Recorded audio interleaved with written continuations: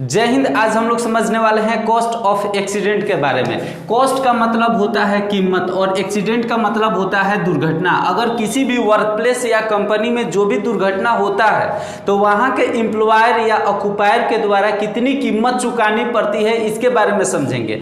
देखिए, अगर कहीं पर भी दुर्घटना होता है, किसी भी वर्क प्लेस पे अगर एक्सीडेंट होता है, यहाँ पे अगर कोई वर्क कर रहा है, अगर यहाँ पे एक्सीडेंट हो जाता है तो यहाँ के जो मालिक है, जो ऑक्यूपायर है, इसको एक कीमत चुकानी पड़ती है जिसके बारे में हम लोगों को समझना जरूरी है। और सेफ्टी के जो भी स्टूडेंट हैं, आप लोगों के लिए ये टॉपिक बहुत ही इंपॉर्टेंट इसलिए है कि एग्जामिनेशन में इससे सवाल आप लोगों को जरूर मिलने वाला है या इसके अलावा इंटरव्यू में इससे ज्यादातर सवाल पूछे जाते हैं। तो देखिए, सबसे पहले हम लोग कॉस्ट ऑफ एक्सीडेंट में समझेंगे कि ये कितने प्रकार का होता है। तो ये मुख्य रूप से दो तरह का होता है, एक डायरेक्ट कॉस्ट होता है और एक इनडायरेक्ट कॉस्ट होता है। एक डायरेक्ट कॉस्ट और दूसरा इनडायरेक्ट कॉस्ट। तो देखिए, कंपनी में डायरेक्ट कॉस्ट को सबसे पहले समझते हैं। डायरेक्ट कॉस्ट में क्या होता है कि कंपनी में जो भी एक्सीडेंट होता है, दुर्घटना होता है, तो हम लोग सबसे पहले ये चीज समझ लेते हैं, जैसे किसी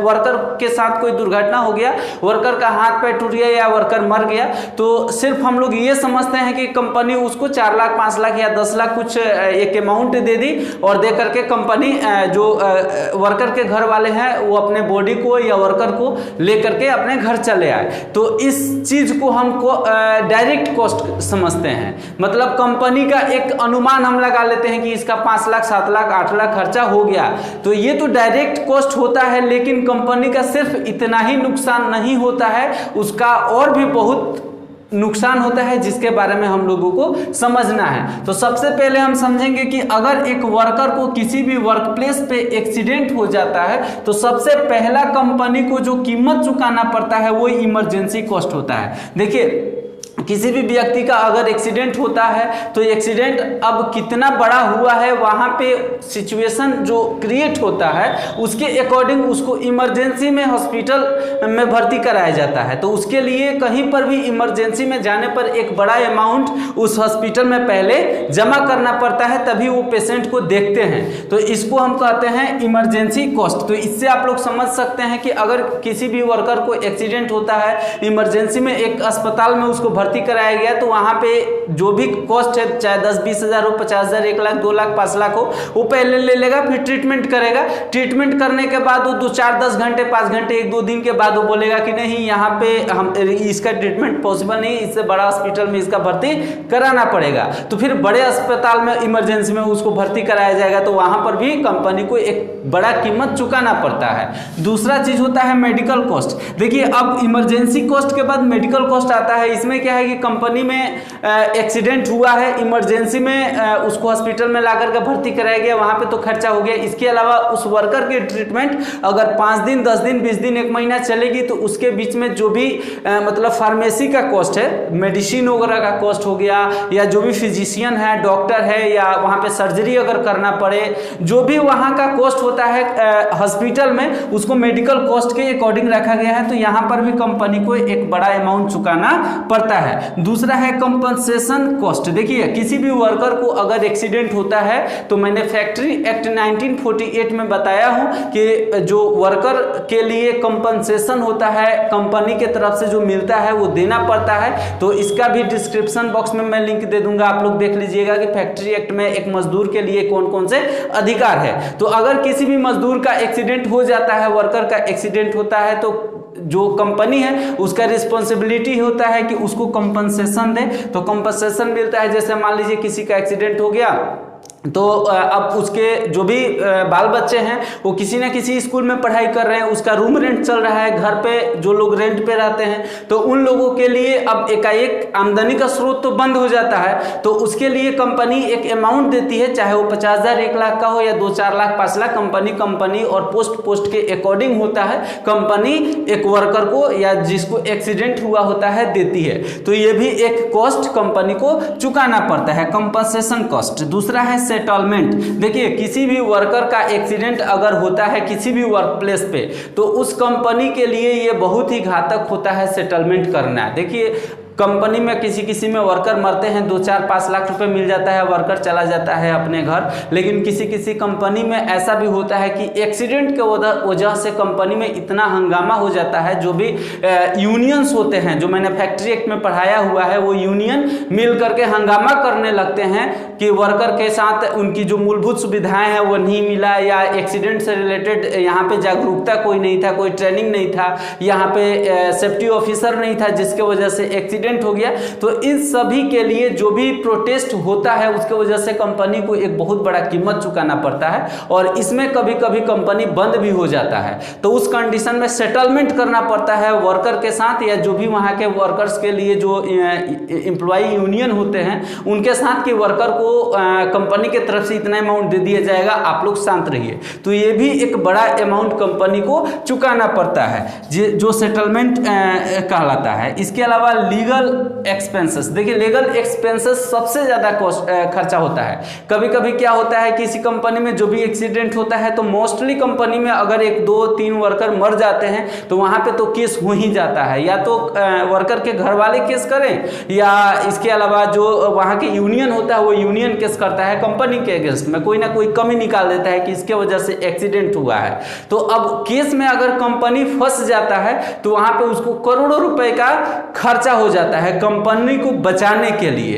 तो जो भी लीगल एक्सपेंसेस होता है कंपनी को देना पड़ता है अगर एक वर्कर को एक्सीडेंट हो जाता है तो। इसके अलावा इंश्योरेंस कॉस्ट, देखिए इंश्योरेंस कॉस्ट तो कंपनी को देना नहीं होता है, लेकिन इंश्योरेंस अगर कंपनी कराया है किसी भी कंपनी से, जो इंश्योरेंस प्रोवाइडर कंपनियां होती है, तो वहां पे कंपनी क्या करता है, उस वर्कर के लिए जो इंश्योरेंस हुआ रहता है उसके लिए अपना समय निकाल करके इंश्योरेंस दिलवाने का काम करती है। तो वहाँ पे कंपनी का टाइम लॉस होता है, या कहें तो इंश्योरेंस के लिए जो इंश्योरेंस प्रोवाइडर कंपनियां पैसा दे रही है उसका भी लॉस होता है। तो ये सभी होता है सिर्फ एक्सीडेंट के वजह से, दुर्घटना के वजह से। अगर कंपनी में एक्सीडेंट हो जाता है तो डायरेक्ट रूप से जो सबको दिखता है, एक्सीडेंट हुआ है और सबको दिख रहा है कि इतना सारा खर्चा लग रहा है, तो ये सभी डायरेक्ट कॉस्ट के अकॉर्डिंग आता है। दूसरा है डायरेक्ट कॉस्ट। देखिए कुछ कॉस्ट ऐसे होते हैं जो दिखता नहीं है, लोग अनुमान लगा लिए कि इतना कॉस्ट कंपनी का हुआ, लेकिन इसके अलावा भी कंपनी का बहुत सारा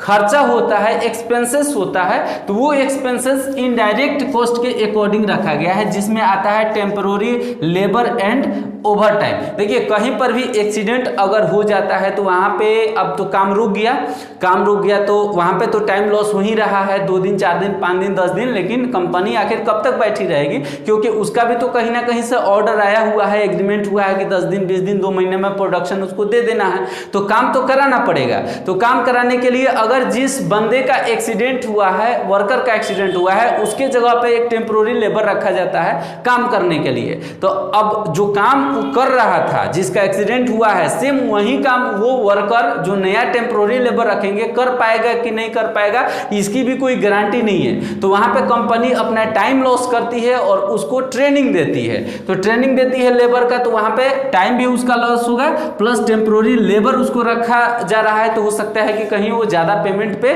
काम करे। तो ये भी एक कंपनी का लॉस होता है जो इनडायरेक्ट कॉस्ट कहलाता है। आगे है लॉस्ट प्रोडक्टिविटी। देखिए कहीं पर भी एक्सीडेंट होता है किसी भी वर्क प्लेस पे, तो वहां पे जो काम करने वाले वर्कर होते हैं, जो आसपास के वर्कर होते हैं, काफी डर जाते हैं, और खास करके सबसे ज्यादा डर उस जगह पे हो जाती है जहां पे किसी वर्कर की मौत हो जाती है। वहां पे तो बहुत सारे वर्कर छोड़ के कंपनी भाग जाते हैं, काम भी नहीं करते हैं, और काम करते भी हैं तो इतना ज़्यादा डरे होते हैं कि प्रोडक्टिविटी जो होती है, जो प्रोडक्शन होता है कंपनी का, वो बहुत स्लो हो जाता है। तो कंपनी का वो भी लॉस होता है उस प्रोडक्टिविटी के कम होने के वजह से। तो ये इनडायरेक्ट कॉस्ट कहलाता है। आगे है एक्सीडेंट इन्वेस्टिगेशन। देखिए यहाँ पे टाइम लॉस होता है, और एक एम्प्लॉय जो इन्वेस्टिगेशन करता है, खास करके सेफ्टी वाले लोग करते हैं, तो वहाँ पे भी कंपनी का खर्चा होता है कि इन्वेस्टिगेशन होता है कि आखिर ये एक्सीडेंट हुआ किस लिए, और उसको रिपोर्ट बनाना पड़ता है। रिपोर्ट बना के कंपनी में रखा जाता है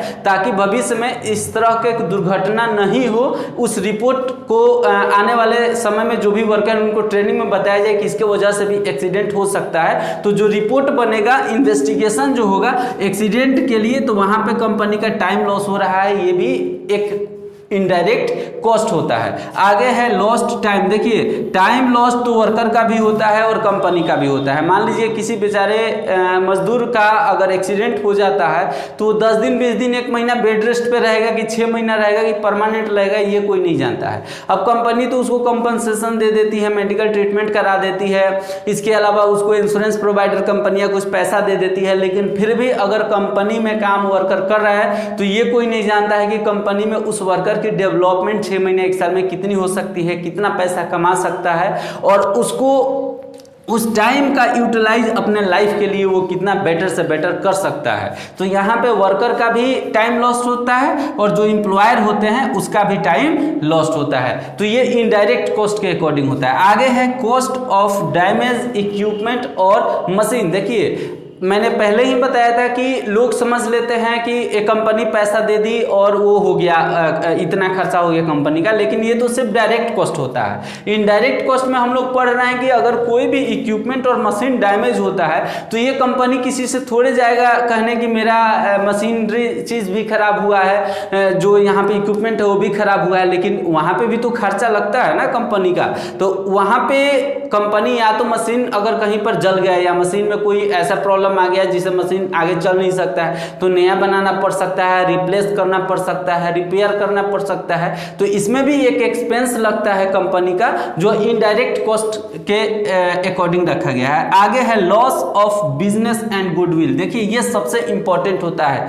कोई भी वर्कर उस जगह पे काम करना कभी भी नहीं चाहेगा जिस जगह पे एक्सीडेंट ज्यादा होते हैं, और एक्सीडेंट होने की वजह से कंपनी का देखिए क्या होता है, केस हो जाएगा, पुलिस आ जाएगा, धरना होने लगेगा, यूनियन लोग हंगामा करने लगेंगे, तोड़फोड़ करने लगेंगे, तो न्यूज पेपर में आएगा। तो इसके वजह से कंपनी की जो मतलब मोरलिटी का है या गुडविल जो का है वो लॉस होता है, और ये लॉस होने की वजह से कंपनी में आने वाले समय में ऑर्डर कम आते हैं, अच्छा एम्प्लॉय नहीं मिल पाता है काम करने के लिए, वर्कर इस कंपनी में आने से डरते हैं। तो ये एक बहुत बड़ा लॉस होता है कंपनी के लिए जो इनडायरेक्ट कॉस्ट के अकॉर्डिंग आता है। आज का क्लास उम्मीद है कि आप लोगों को समझ में आ गया होगा। अगर आप लोग हमारे चैनल पे पहली बार आए हुए हैं तो हमारे चैनल को सब्सक्राइब कर लीजिए। जय हिंद।